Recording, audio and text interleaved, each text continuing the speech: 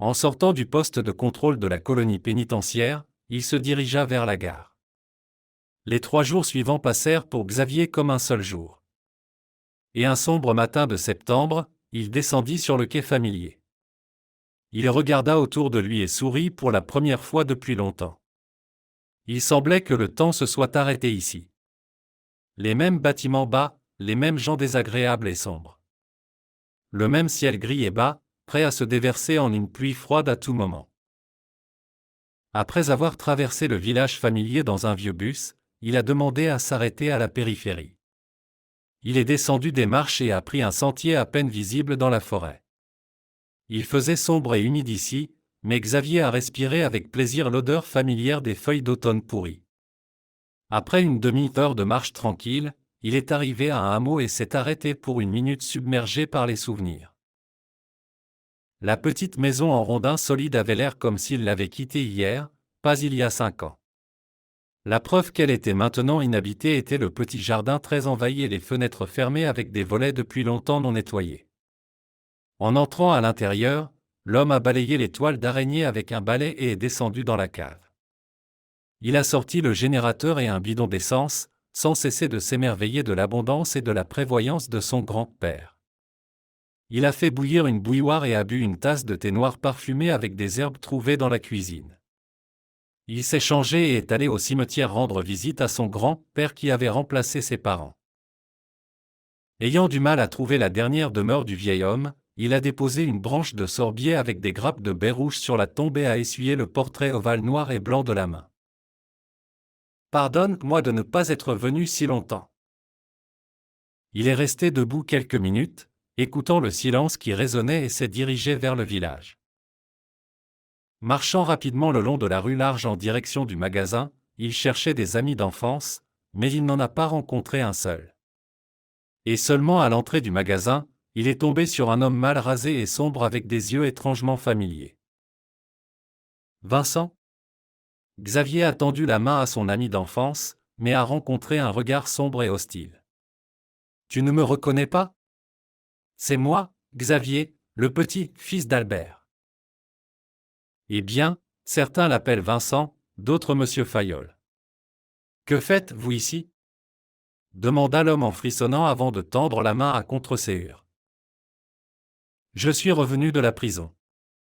D'abord, je vais me reposer un peu et chercher du travail. Peut-être pourrais-je être engagé comme garde-chasse ? Dit Xavier un peu gêné. Eh bien, fit Vincent en s'éloignant sur le côté. Repose-toi si tu es fatigué. Après avoir lancé un regard abasourdi à son ami d'autrefois, le jeune homme monta rapidement les marches et entra dans l'obscurité grise du magasin.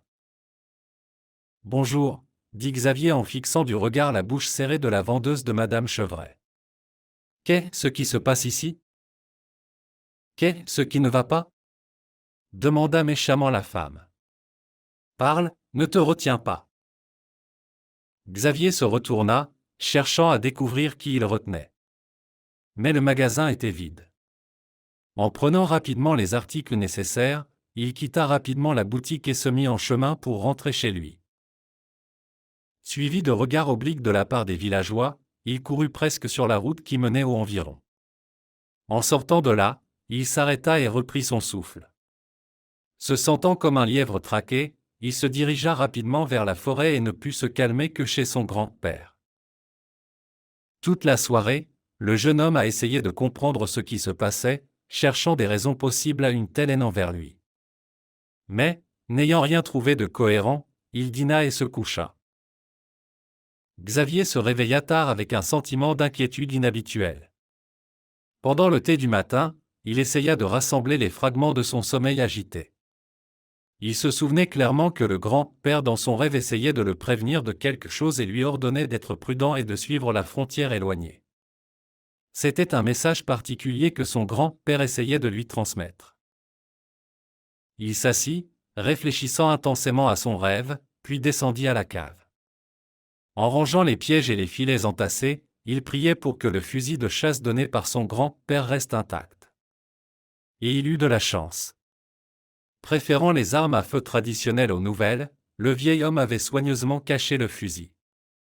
Après avoir inspecté et nettoyé l'arme, Xavier fourra un paquet de cartouches dans sa poche et remonta à l'étage.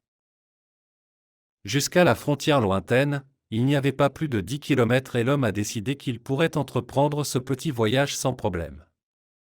En mettant les cartouches, la lampe de poche, quelques sandwichs et une gourde d'eau dans son sac, il a mis son fusil sur son épaule, est sorti de la maison et s'est dirigé vers les profondeurs de la forêt.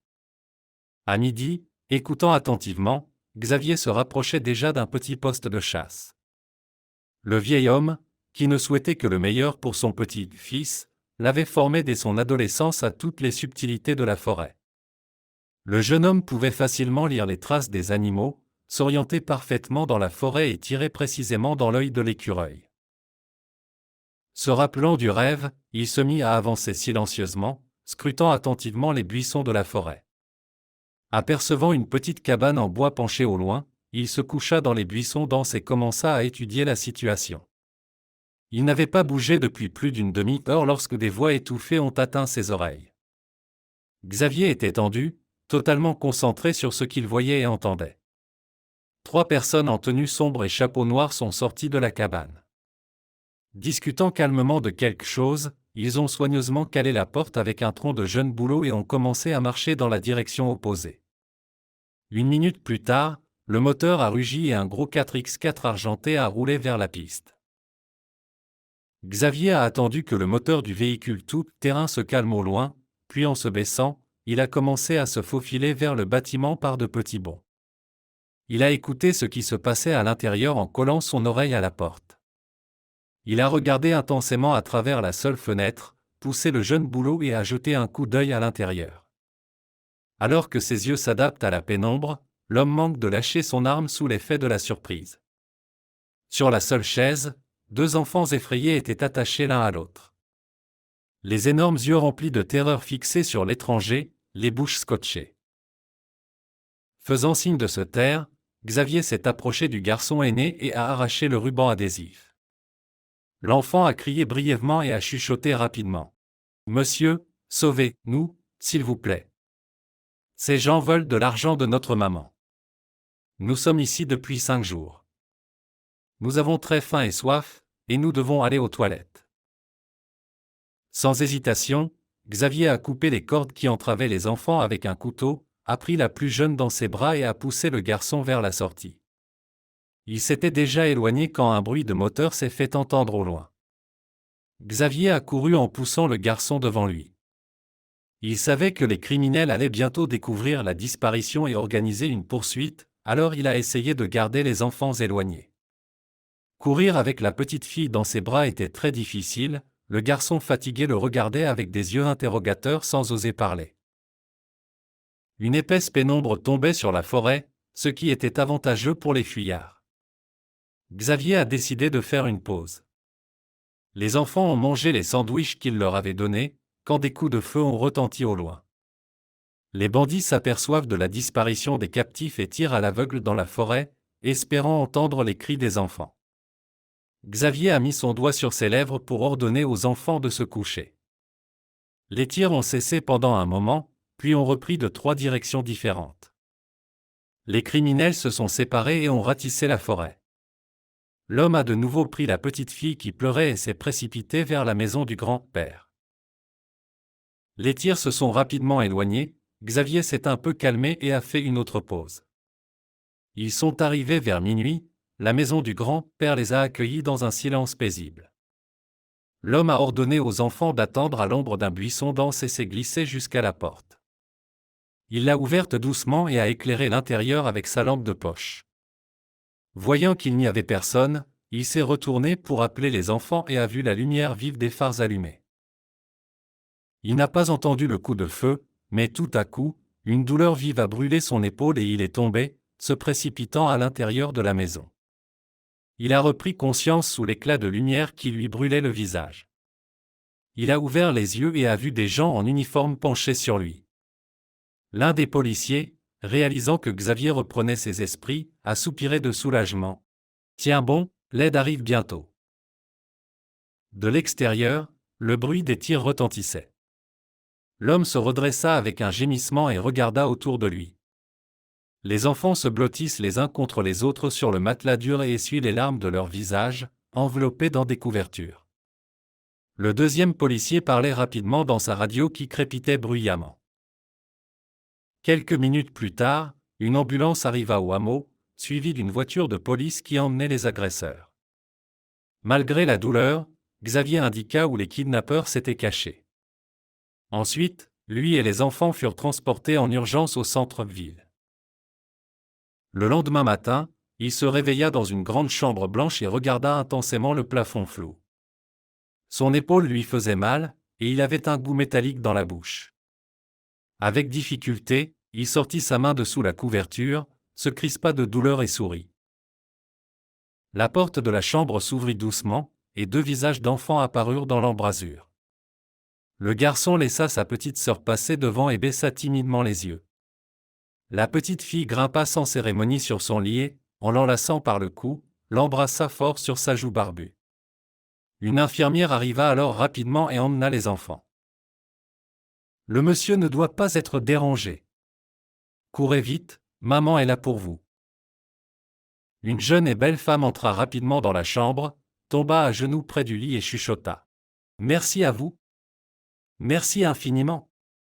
Je vous serai éternellement redevable. » Xavier sentit les lèvres chaudes toucher sa main, et, souriant avec embarras, il plongea dans les yeux bleus profonds et pleins de larmes. Il a essayé de se mettre plus confortablement sur l'oreiller quand la porte s'est ouverte à nouveau. Vincent est entré. « Salut, Xavier. Rétablis-toi vite. Je t'ai apporté des vitamines, regarde, il a posé 3 énormes oranges sur la table de nuit. » Xavier fronça les sourcils, essayant de comprendre les changements survenus chez Vincent. « Ne me regarde pas comme ça, ne me regarde pas. La veille de ton arrivée, des gars tournaient autour du magasin dans un jeep argenté, dit l'ami en ajustant son peignoir. Et puis, quand tu es apparu, tout le monde a pensé que vous étiez ensemble. » Xavier leva les sourcils, surpris. « Je pensais que tu me connaissais mieux, nous étions amis autrefois. » Vincent fut confus. 5 ans se sont écoulés. Qui sait ce qui s'est passé depuis? Ensuite, chez Julie, la propriétaire de la scierie, ils ont enlevé des enfants et demandé de l'argent. Nous avons dû envoyer la police à la ferme. Et puis, tu es arrivé ici. En faisant rouler l'orange sur la surface, Xavier regarda intensément par la fenêtre. Vincent se gratta l'arrière de la tête et se préparait à partir. Ne sois pas fâché. Tu sais, ça ne va pas bien chez nous, des étrangers ont commencé à apparaître dans la forêt. Ce n'est pas bon quand il n'y a pas de propriétaire ici. Reste gardien. Xavier regarda son ami et sembla avoir fouillé dans sa tête. C'était précisément le désir de rester ici pour toujours qui ne le laissait pas tranquille ces derniers jours. Il sourit à Vincent et lui tendit la main pour dire au revoir. D'accord. Je vais y réfléchir.